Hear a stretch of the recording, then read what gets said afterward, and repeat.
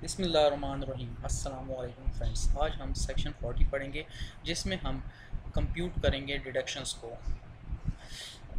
Deductions in computing income chargeable to tax under the head income from other source.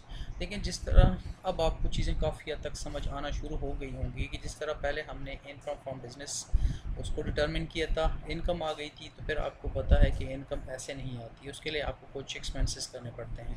तो वो expenses हम deductions के तौर पर माइनस कर लेते, तो उस टोटल रेवेन्यू जो होती थी या सेल्स में से हम डिडक्शंस माइनस कर लेते तो हम इनकम पे पहुंचे। तो बिल्कुल इसी तरीके से हम अगर income from other source earn कर रहे हैं तो इसके लिए भी कुछ ना कुछ खर्चे करना लाजमी होता है। तो वो जो एक्सपेंसेस होते हैं वो हम डिडक्शन के तौर पर लेंगे क्योंकि लॉ इसको अलाउ करता है।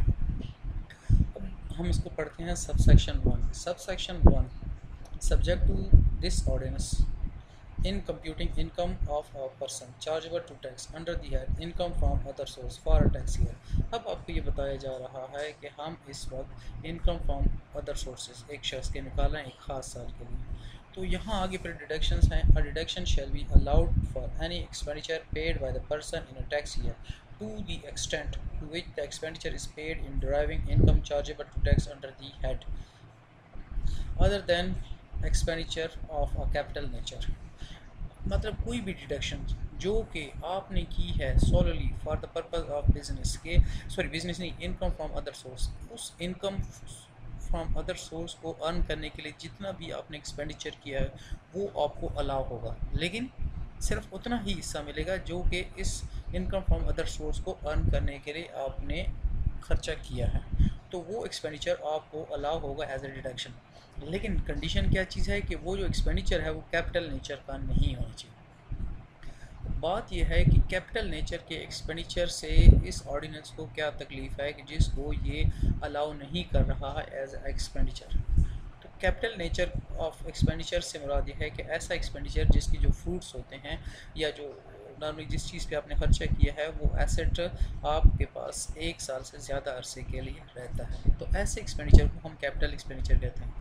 अब चूँकि इसकी लाइफ जो होती है मोर देन 1 टैक्स ईयर होती है, तो फिर हम उस पूरे का खर्चा एक साल में कैसे दे सकते हैं। जिस तरह कि आप एक मशीन ख़रीदते हैं, ठीक है, अब उस मशीन को ख़रीदने पे जो कि आपके इनकम फ्रॉम अदर सोर्स में आपको काम देगी, तो वो अगले 3 साल तक चलने वाली है, तो उसकी जितनी भी कीमत है तो उसको 3 साल पे स्प्रेड होना चाहिए बजाय कि एक साल पे। ये वजह है, अदरवाइज़ कोई खास दुश्मनी नहीं है आपस में इनकी। सब सेक्शन 2 क्या कह रहा है? A person receiving profit on debt chargeable to tax under the head income from other sources shall be allowed deduction for any zakat paid by the person under the Zakat and Ushur Ordinance 1980 at the time the profit is paid to the person। अब अगर आप bank में पैसे रखते हैं या किसी financial institution में, जब वो आपको प्रॉफिट पे करते हैं तो उसमें से ज़कात को वो डिडक्ट कर लेते हैं, माइनस कर लेते हैं, तावक्त के आपने कोई सर्टिफिकेट ना इशू किया हो कि भाई मुझसे ज़कात ना कटी जाए।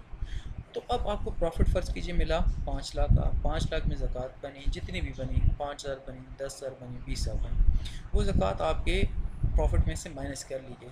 तो अब आपकी इनकम जो होगी 5 लाख नहीं कंसिडर होगी, बल्कि आपको इस ज़कात जितनी भी डिडक्ट हुई है उसको डिडक्शन के तौर पर आपको अलाउ होगा। मिसाल के तौर पर आपसे 20,000 रुपये टैक्स कटा, तो फिर आप इस तरीके से 20,000 को 5 लाख में से माइनस कर लेंगे। वैसे 2.5% होती है, तो आप खुद कैलकुलेट कर लें कितनी बनती है। अब person receiving income refer to in class F of subsection 1 of section 39 chargeable to tax under the head income from other source shall be allowed। अब आपको पिछले सेक्शन सेक्शन 39 की तरफ रेफ़र किया जा रहा है कि उसके सब सेक्शन 1 और फिर उसके क्लास एफ़ में, और क्लास एफ़ में अगर हम याद करें तो क्या था, वो उसमें ये था कि अगर आपने एक बिल्डिंग दी है, उस बिल्डिंग के साथ कोई प्लांट एंड मशीनरी भी है, वो आपने रेंट पे दिया है, तो उसकी इनकम जो होती है वो इनकम फ्रॉम प्रॉपर्टी के बजाय इनकम फ्रॉम अदर सोर्स।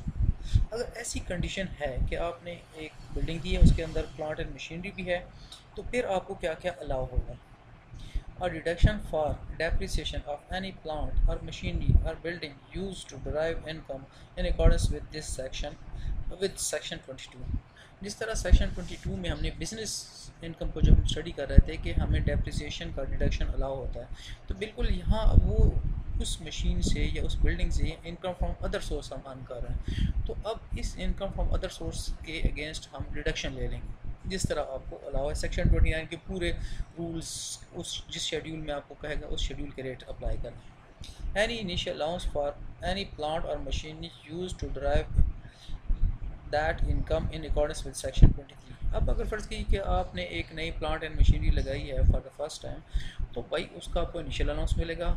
उस इनिशियल अलाउंस कितना होगा, वो जितना सेक्शन 23 में लिखा होगा वो आप उतना initial allowance as a deduction ले लेंगे from income from other source. Subsection 4 क्या कह रहा है, यहाँ इसको शायद कोई एतराज़ हो गया है। No deduction shall be allowed to a person under this section to the extent that the expenditure is deductible in computing the income of the person under another head of income। अब इस तरह है कि आपने फ़र्ज़ करें एक ऐसा एक्सपेंडिचर किया, वो एक्सपेंडिचर जो था वो 2 या 3 हेड्स ऑफ इनकम पे वो मतलब ओवरलैप कर रहा था। मतलब कुछ इस इनकम फ्रॉम अदर सोर्स के ऊपर वो एक्सपेंस हो रहा था, लेकिन कुछ हिस्सा इसका इनकम फ्रॉम बिजनेस या किसी और हेड ऑफ इनकम में भी जो है ना यूज़ हो रहा था। तो फिर अगर 2 कंडीशन हो सकती हैं कि हो सकता है वो जो एक्सपेंस है आपने इनकम फ्रॉम बिजनेस या किसी और हेड ऑफ इनकम में डिडक्शन के तौर पर पूरा पूरा ले लिया, फिर तो यहाँ आपको कुछ भी नहीं मिलेगा। दूसरा अगर इस तरह है कि आपने हाफ ऑफ जो है ना मतलब क्या हुआ 50-50% या 30-70% या 40-70 मतलब एक ख़ास परसेंटेज के साथ ये जो एक्सपेंडिचर है इस हेड ऑफ इनकम और किसी और हेड ऑफ इनकम में वो ओवरलैप कर रहा था। तो फिर आप क्या करेंगे, इस सूरत में जितना शेयर इसका बनेगा उतना ही मिलेगा, पूरा का पूरा डिडक्शन नहीं आपको अलाउ होगा। जिस तरह मैं एग्जांपल देता हूँ कि आपकी 2 फैक्ट्रीज हैं, एक ही जो है ना प्रेमिसेस के अंदर है, ठीक है। अब उस प्रेमिसेस के अंदर आपने इस तरह किया है कि आपकी एक बिल्डिंग है जिसके अंदर कुछ प्लांट एंड मशीनरी है, इसको आपने रेंट पे किसी और बंदे को दे दिया लीज में। दूसरे में आप अपना बिज़नेस रन कर रहे हैं। अब यानी कि आपके पास जो एरिया या plant and machinery with building जो आपका फर्स्ट प्रेमिसेस है वो ए है जिससे आप खुद बिजनेस इनकम अर्न कर रहे हैं, और साथ दूसरा बी है उससे भी आप इनकम अर्न कर रहे हैं, लेकिन वो है इनकम फ्रॉम अदर सोर्स। अब बाहर आपने सिक्योरिटी लगाई हुई है और सिक्योरिटी वालों को आप पैसे पे कर रहे हैं। अब उस टोटल सिक्योरिटी के फ़र्ज़ के लिए आपको 20 लाख रुपए पड़े, तो उस 20 लाख को आप अगर इनकम फ्रॉम बिजनेस में आपने चार्ज कर लिया तो इनकम फ्रॉम अदर सोर्स में आपको कुछ भी नहीं मिलेगा, डिडक्शन के तौर पर नहीं ले सकते हैं। या अगर 50-50% है तो फिर आपका पास तरीका यह है कि 10 लाख ले सकते हैं इनकम फ्रॉम बिजनेस में डिडक्शन के तौर पर ले लेंगे, और इन 10 लाख ही आप ले लेंगे इनकम फ्रॉम अदर सोर्स में। ये नहीं कर सकते कि इनकम फ्रॉम अदर सोर्स में आप 20 लाख ही क्लेम करें। 5 The provision of section 21 shall apply in determining the deductions allowed to a person under this। अब सेक्शन 29 हमें क्या कहता है, अगर आपको याद हो सेक्शन 29 बहुत ही इंपॉर्टेंट सेक्शन है। अगर आपको याद नहीं है तो फ़ौरन उठें, जैसे लेक्चर ख़त्म होता है सेक्शन 21 को दोबारा पढ़ें। इस सेक्शन 21 में कुछ ऐसे डिडक्शंस होते हैं जो एक्चुअली आपने किए होते हैं लेकिन आपको अलाउ नहीं होते। वजह क्या है कि आपने लॉ को ब्रेक किया होता है, ठीक है। तो अब आपको अब डिडक्शंस निकाल रहे हैं तो सेक्शन 21 को अपने जहन में रखना है। जिस तरह बिज़नेस में अगर आप कोई एक्सपेंडिचर करते थे सेक्शन 21 आपको बाहर कर लेता था कि आपको डिडक्शन के तौर पर अलाउ नहीं करने देता था उस एक्सपेंस को, बिल्कुल यहाँ भी यही रूल चलेगा। अब एग्जांपल्स काफ़ी सारे हैं। मिसाल के तौर पर एक बंदा था आपके पास income from other source earn करते हुए, ठीक है। एग्जांपल क्या कर सकते हैं कि आपकी एक लीज़ है, ज़मीन है जिसको आपने दे दिया है कि नेचुरल रिसोर्सेज एक ख़ास बंदा उसे निकाले। अब वहाँ आपका मैनेजर था जो आपको रिपोर्टिंग वगैरह करता था, आपका वहाँ एरिया को मैनेज करता था। अब उसकी 50,000 रुपये सैलरी थी, आपने उसको बैंकिंग चैनल से पे नहीं किया। अब आल्दो उसने उसको सैलरी दी है लेकिन आप इनकम फ्रॉम अदर सोर्स में से उसको माइनस नहीं कर सकते, ठीक है।